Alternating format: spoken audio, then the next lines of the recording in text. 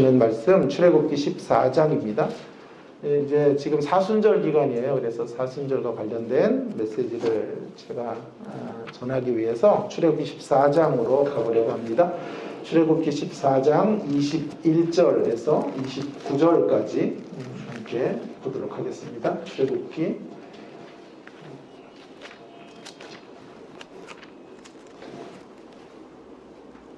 14장 21절에서 29절. 마이크가 좀 이상해요. 출애굽기 괜찮 뭐 건든 건 아니죠. 네, 출애굽기 14장 21절에서 29절 말씀까지 함께 교독하도록 하겠습니다. 제가 읽고 성도님들 또 읽으시고 해서 21절부터 29절까지 21절 읽습니다. 모세가 바다 위로 손을 내밀어 여호와께서 큰 동풍이 밤새도록 바닷물을 물러가게 하시니 물이 갈라져 바다가 마른 땅이 된지라.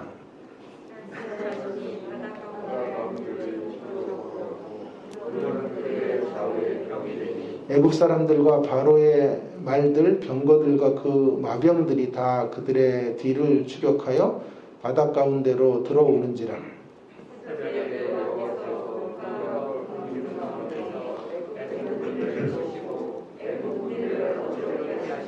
그들의 병거 바퀴를 벗겨서 달리기가 어렵게 하시니 애굽 사람들이 이르되 이스라엘 하나님 앞에서 우리가 도망하자. 여호와가 그들을 위하여 싸워 애굽 사람을 치는도다.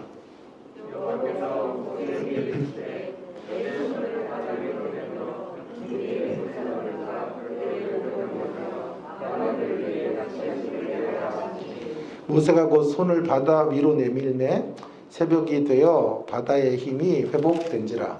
애굽 사람들이 물을 거슬러 도망하나 여호와께서 애굽 사람들을 바다 가운데 엎으시니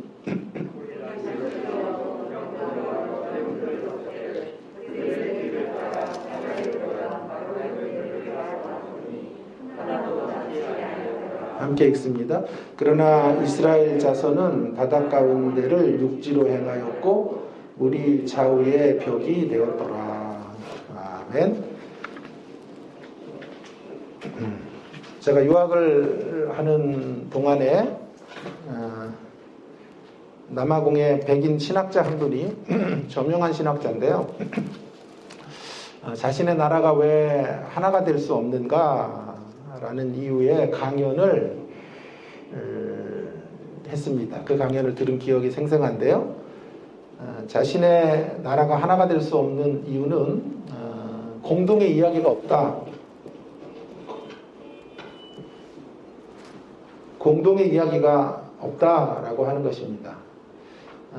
남아공은 아시는 것처럼 세 개의 인종이 이렇게 아주 첨예한 대립을 하는 나라인데요. 본토 아프리카 사람들이 있고요. 또 영국과 화란 사람들이 이제 땅을 정복해서 남아공으로 들어왔는데요. 그래서 정착한 유럽인들이 있고요. 그리고 그 유럽 사람들과 아프리카 사람들이 결혼을 해서 낳은 유색인종이 있습니다. 이 세 인종은 너무나 생각과 가치가 다릅니다. 한 나라 안에 세 인종이 공존한다기보다는 세 인종의 나라가 하나로 얼기설기 조합되어 있는 그런 모습으로 서 있는 나라라고 할 수 있어요.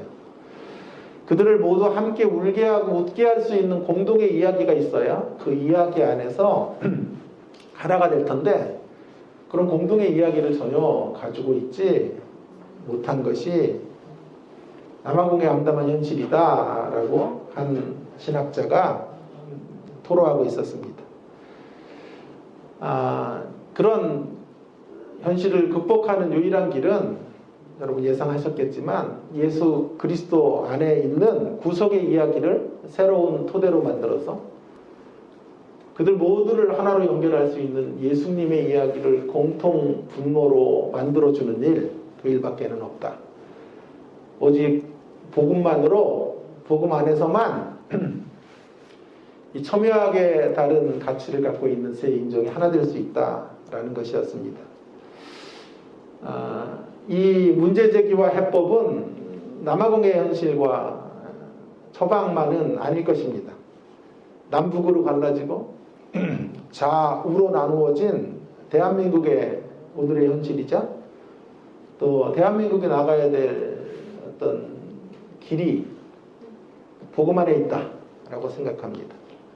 공동의 이야기를 새로 구축해내는 길밖에는 하나됨의 회복의 길이 없다고 생각합니다. 오늘 우리가 함께 본 이 본문 말씀은 언약 백성의 뿌리가 되는 이야기, 공통 분모가 되는 이야기라고 할 수 있습니다. 이스라엘 백성들만이 아니라 우리 모두를 하나로 연결해주는 구속의 사건, 그 구속 사건이 바로 출애굽 이야기인 것입니다. 하나님의 백성들의 정체성은 출애굽 사건의 토대 위에 세워져 있다고 할 수 있습니다. 한마디로 출애굽의 공동체, 홍해를 건넌 사람들이라고 말할 수 있습니다. 그래서 성경 안에는 계속 이 출애굽의 이야기가 공명되어서 확장되어져 가는 것을 봅니다. 처음엔 한 사람이 출애굽의 노래를 부르고 또 두세 사람이 모이고 코러스가 되고 합창이 되고 또 악기들도 하나씩 들어와서 점점 성경의 장들이 전개되어져 갈수록 출애굽의 이야기에 뎁스가 쌓여가지고 참으로 놀라운 교향곡을 함께 부르는 그런 모습으로 확장되어져 가는 것을 보게 됩니다. 출애굽의 사람들임을 성경은 우리 가운데 분명하게 확인시켜 주려는 의도라고 생각이 듭니다. 특별히 오늘 우리가 읽은 이 14장 말씀은요, 출애굽 사건 중에서도 절정에 해당하는 메시지가 아닐까 하는 생각을 해보게 됩니다. 홍해를 건너는 이야기입니다. 홍해를 건너는 이야기인데요. 이게 얼마나 대단하고 하나님 백성들의 어떤 진로에 있어서 걸어가는 걸음에 있어서 중요한 말씀인지를 오늘 성경이 확인시켜 주시기 위해서 그 바로 15장에 가시면 이 홍해를 건넌 것을 또 노래로 만들어요. 그러니까 14장에서는 출애굽의 사건 자체를 설명하고 15장에서는 그것을 노래로 만들어서 노래를 부르고 있죠. 찬미의 노래로 그것들을 다시 꺼내 들고 있는 모습을 보면 이 사건이 얼마나 소중한 사건인지 하는 것을 우리에게 알게 해줍니다. 그런데 여러분, 오늘 제가 좀 주목하려고 하는 대목은요, 우리가 좀 관심을 집중해야 될 대목을 하나 좀 클로즈업을 좀 해보려고 합니다. 이 홍해를 건너는 사건이요, 이 두 판이하게 다른 두 개의 운명을 다루고 있다는 것이 오늘 본문에 특기할 만한 점입니다. 이스라엘은 홍해를 마른 땅처럼 밟고 건너갑니다. 그리고 그 지긋지긋한 속박의 땅으로부터 벗어나게 되는 거죠. 이에 반해서 애굽의 사람들, 그들을 대변하고 있는 애굽의 군대들은 홍해에서 수장이 되어버리고 맙니다. 홍해를 두고 삶과 죽음의 이야기가 분명하게 갈리고 있는 거죠. 홍해에서 살아남은 사람들을 구원의 사람들이라고 말할 수 있다면, 홍해에서 수장된 사람들은 영원한 심판을 받은 애굽 사람들이라고 말할 수 있습니다. 그래서 이 홍해의 사건을 생사의 갈림길이라고 말해도 결코 틀리지 않을 것입니다. 그런데요, 제가 오늘 말씀의 제목을 생사의 갈림길이라고 한 것이 아니고 거기에 의문 부호를 제가 찍어놨죠. 생사의 갈림길이 맞는가? 조금 더 묵상해 가는 가운데 저는 생사의 갈림길이기보다는 생생의 갈림길. 여러분 제가 무슨 말을 만들면요 이렇게 어색해요. 그죠? 다른 사람들이 이제 신종어를 만들고 이러면 참 너무 공감이 되고 이러는데 이상하게 생사의 갈림길, 생생의 갈림길 좀 어색해요. 한계죠. 제 설교의 한계고 어쩔 수 없어요. 그냥 들어주세요. 부자연스럽습니다만은 딱히 표현할 말이 없어서 제가 생생의 갈림길이라고 말을 했습니다. 먼저 애굽 사람들을 통해 확인되어지는 첫 번째 생에 대하여 한번 이야기해 보려고 합니다. 성경은 애굽 병사들이 홍해에서 이게 죽는 것을 통해서 죽음을 말한다기보다는 한 종류의 생을 말하고 있다고 생각해야 될 것입니다. 어떤 생일까요? 그들은 죽었으니까 죽음의 이야기를 해야 될 것 같지만 그들이 이 죽음의 자리를 향해서 달려오기까지 어떻게 살았는가가 우리가 더 주목해야 될 대목이라고 저는 생각이 들어요. 어떤 삶일까요? 한마디로 죽음의 삶이에요. 죽음의 삶. 애굽인들의 삶의 특징은 죽음의 삶이에요. 지금 홍해에 빠져 죽은 사람들은 애굽인들의 일부 군사들이죠. 군대죠. 많은 애굽인들은 여전히 살아있고 그 광경을 목도했을 것입니다. 시간의 차이만 있을 뿐 그들의 삶과 죽음의 이야기가 이 애굽 군사들의 죽음의 이야기와 방불하다, 똑같다 라고 성경이 말해주고 싶은 것이 아닐까요? 홍해에서 지금 죽은 사람들과 이제 조금 후에 죽게 될 사람들의 운명이 같다라고 하는 거죠. 그래서 죽음을 통해 그들의 삶을 한번 추적해 보는 것이 흥미로운 대목이라고 생각이 들어요. 자, 그래서 그들은 어떻게 살다가 여기에 이르게 되었을까 하는 것이 관심의 이런 제가 집중하려고 하는 대목이에요.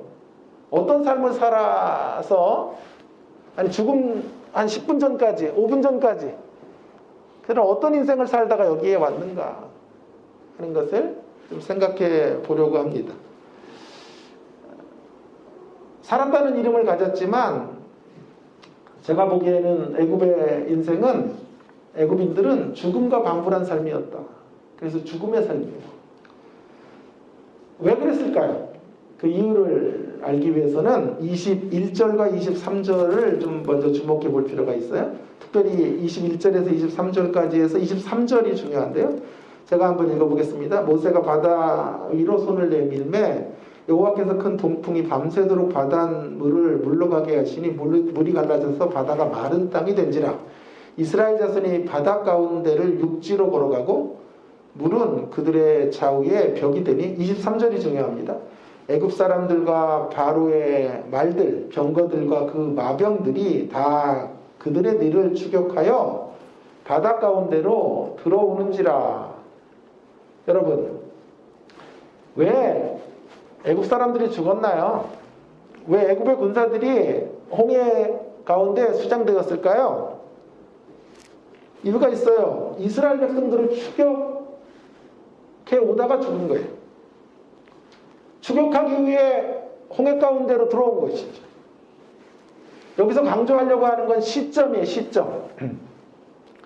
그들이 언제 홍해로 들어왔느냐 하는 거죠. 이전에 있었던 사건은 뭐예요? 출애굽의 10가지 재앙이에요. 출애굽을 향해 쏟아부었던 10가지 재앙을 경험한 사람들, 그 10가지 재앙을 통해 하나님이 어떤 분인지를 밝히 알았던 사람들,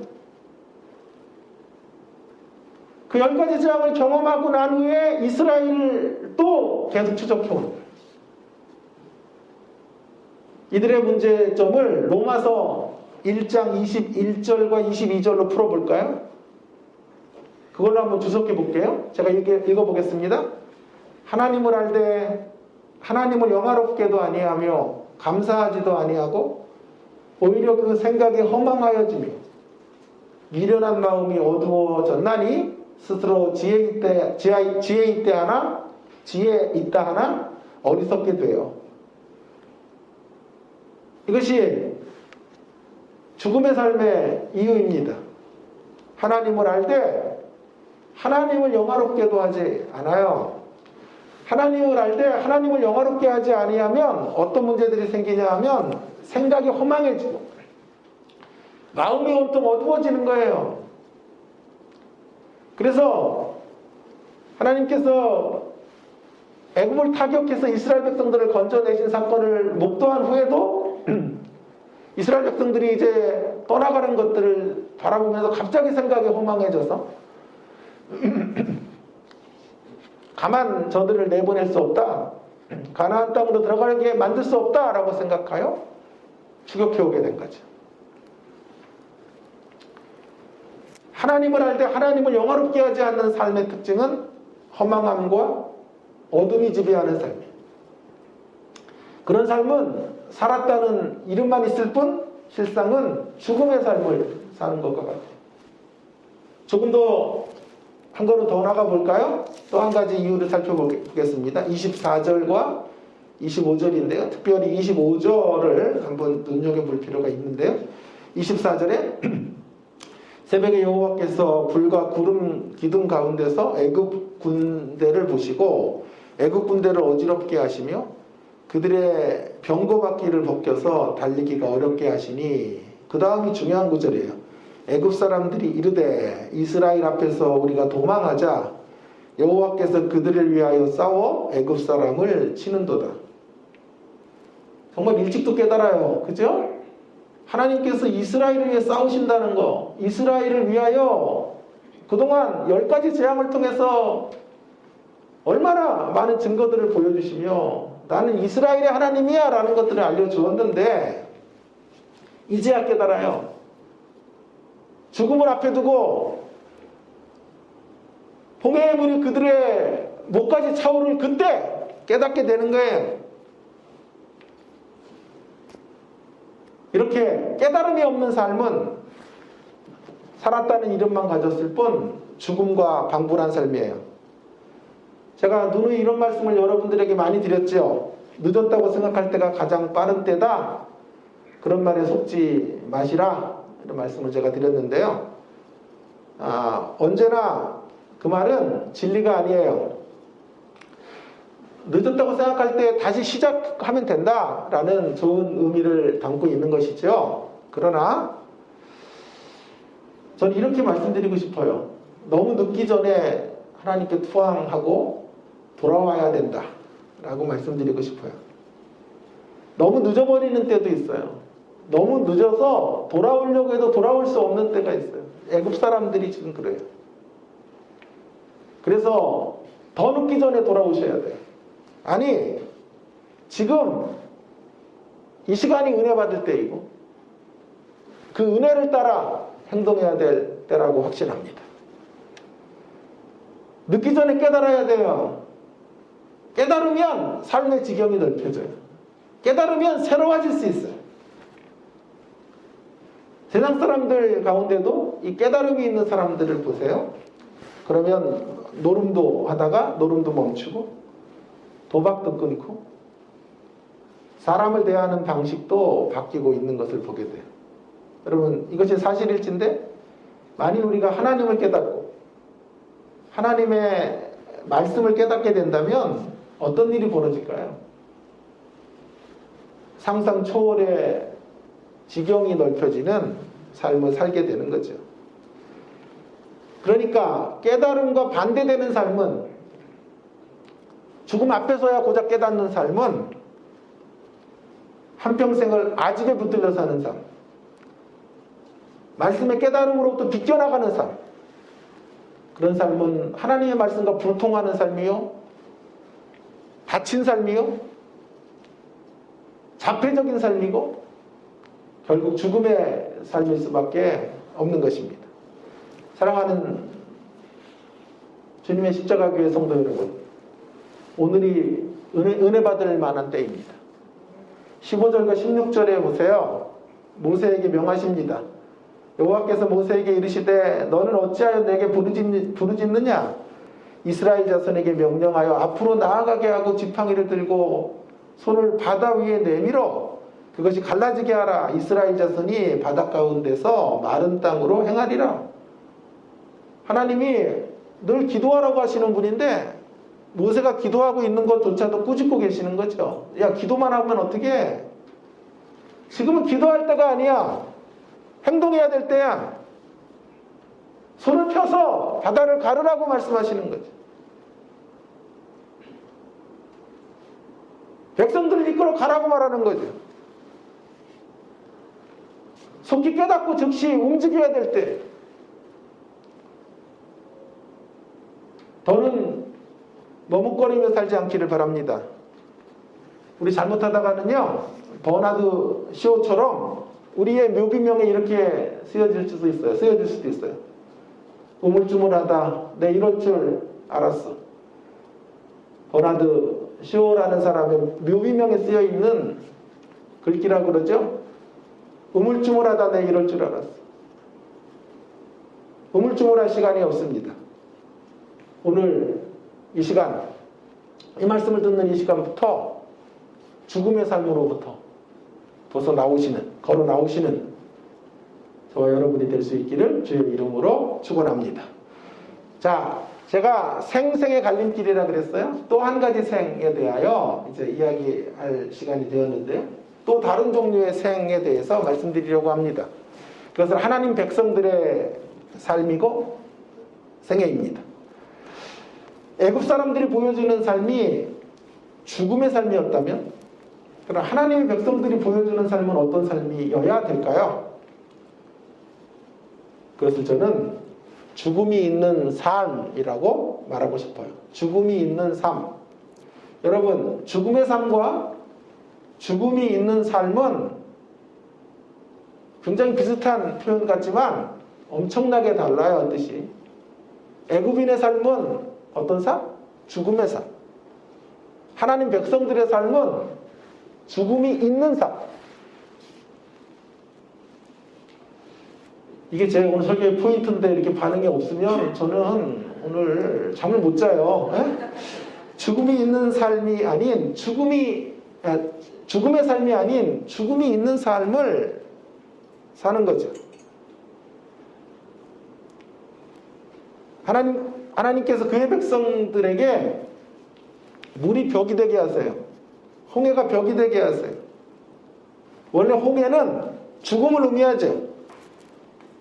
애굽 사람들이 그곳에 수장되었듯 홍해 안에 사람들은 죽을 수밖에 없어요. 그러나 하나님께서 그 죽음의 홍해 가운데 길을 내신 거예요. 고대인들에게 있어서 바다는 죽음의 장소예요. 그래서 계시록의 적그리스도의 세력이 바다에서 나오죠. 원래 홍해는 죽음의 바다입니다. 그런데 그 죽음의 바다 가운데 마땅히 모든 인생들은 홍해인인데 수장되어 마땅한 것인데 하나님께서 그 죽음의 바다 가운데 길을 내신 거죠. 그래서 생명의 자리로 이끌어 주신 거죠. 죽음의 역사가 마땅한 사람들에게 생명의 역사를 받아 누리기에 합당한 사람으로 만들어 주신 거예요. 죽음에 마땅한 사람들이 생명에 합당한 사람들로 변화시켜 주신 거죠. 왜 이스라엘 백성들이 출애굽의 이야기를 그들의 삶의 토대와 뿌리에 놓고 살 수밖에 없었는지를 우리는 여기서 알게 되는 거예요. 그들은 물의 사람들이에요. 물의 사람들. 물로부터 건져진 사람들. 물에서 죽어야 마땅한 존재들인데 거기서 살림을 경험한 사람들, 물에서 걸어 나온 사람들로 살아가야 될 백성들. 그것이 이스라엘의 정체성이고 우리의 정체성인 것입니다. 이 토대 위에서 우리는 형제이고 자매이고 하나입니다. 원래 이스라엘이 받아야 됐던 운명은 애국 군대들처럼 홍해에서 수장되는 것입니다. 그런데 놀랍게도 이스라엘과 우리가 누리게 되는 삶의 길은 홍해를 지나가는 것이고 홍해를 지나 하나님을 찬양하는 자리로 나오게 된 것입니다. 그러기에 우리는 안도의 한숨을 쉬는 거죠. 죽을 뻔했는데 살았어.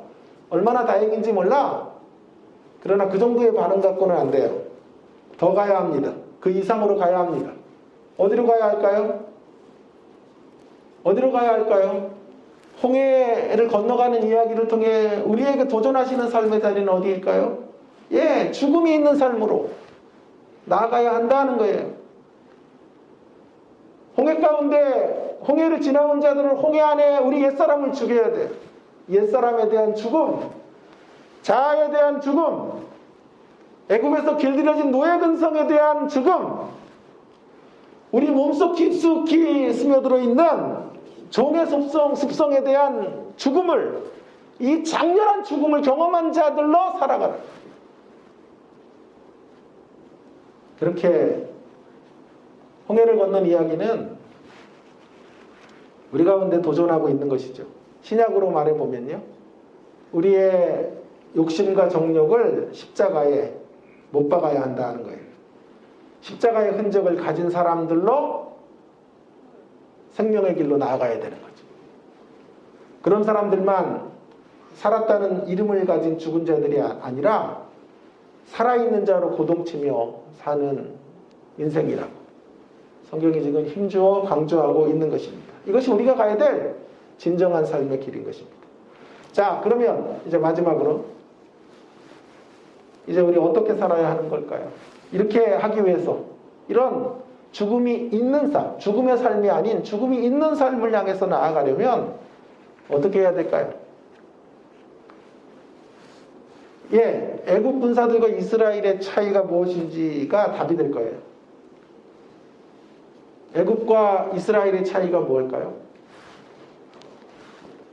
둘 다 홍해로 들어갔는데 어떤 차이 때문에 애국은 죽고 이스라엘은 살아났을까요? 그것은 바로 믿음이에요. 믿음. 믿음 없이 홍해를 뛰어들면 다 죽습니다. 그러나 믿음으로 홍해 가운데로 들어가면 바닷 가운데 육지가 생기고 바닷물은 벽이 되어 이스라엘이 걸어가는 길을 내어주게 만들어줍니다. 원래 이 홍해 바다는 벽이에요. 이스라엘이 넘을 수 없는 벽. 그런데 믿음으로 그 벽을 향해 돌진해 가자. 그 벽은 그들을 보호해주는 벽이 되는 거예요. 호위병 구실을 해줘요. 그래서 그들이 지나가는 동안에 물들이 이스라엘 사람들을 덮치지 못하도록 벽이 되어 인도해주는 거예요.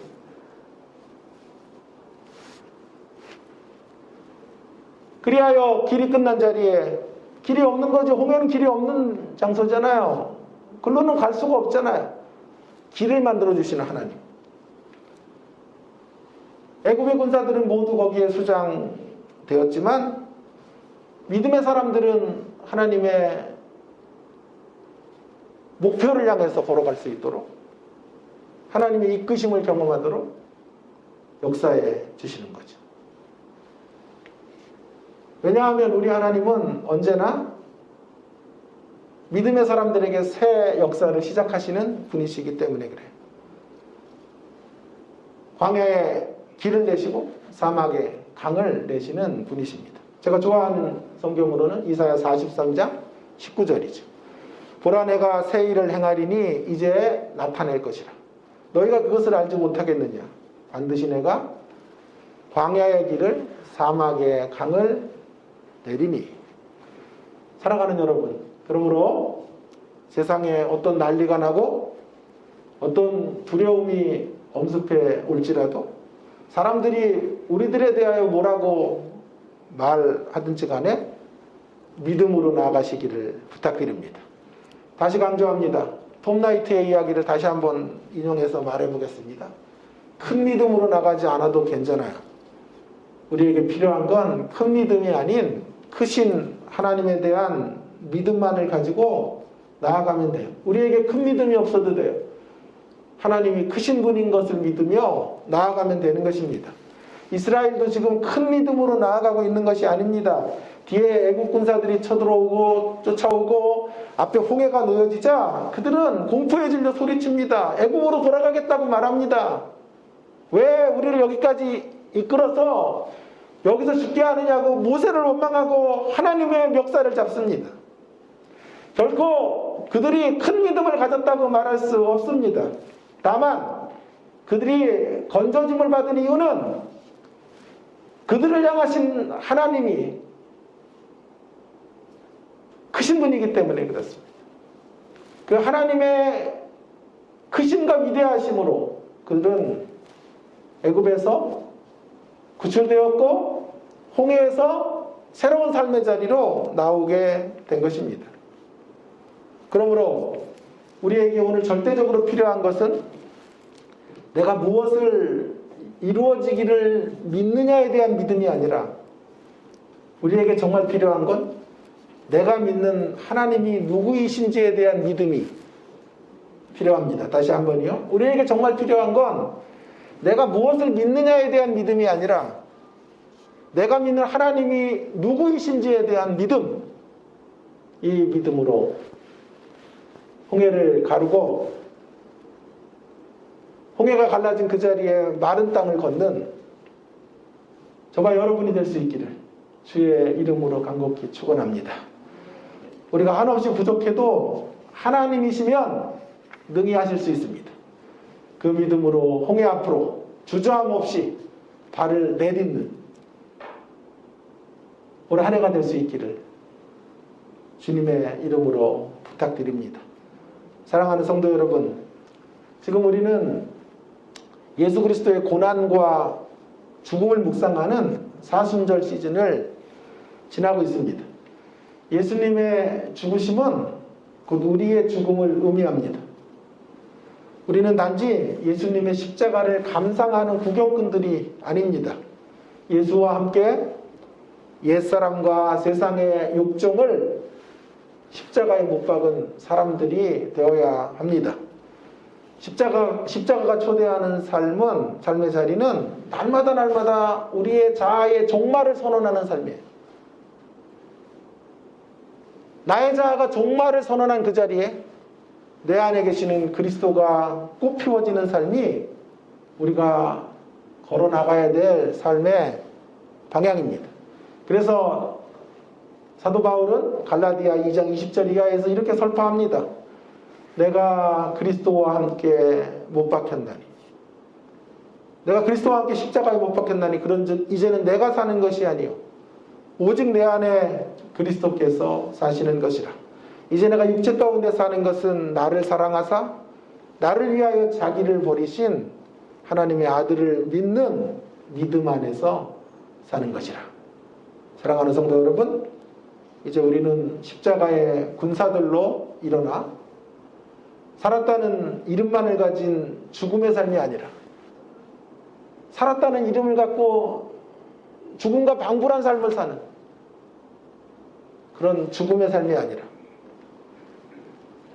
우리가 가야 될 길은 살아있음으로 고동치는 죽음이 있는 삶, 죽음을 가지고 있는 삶, 그런 삶으로 남은 생에 힘있게 멋지게 주님과 함께 십자가의 사람으로, 더 나아가 부활의 사람으로 승리의 길을 걸어가시는 주님의 십자가교회 모든 성도님들 되어주시기를 주의 이름으로 축원합니다. 축원합니다. 함께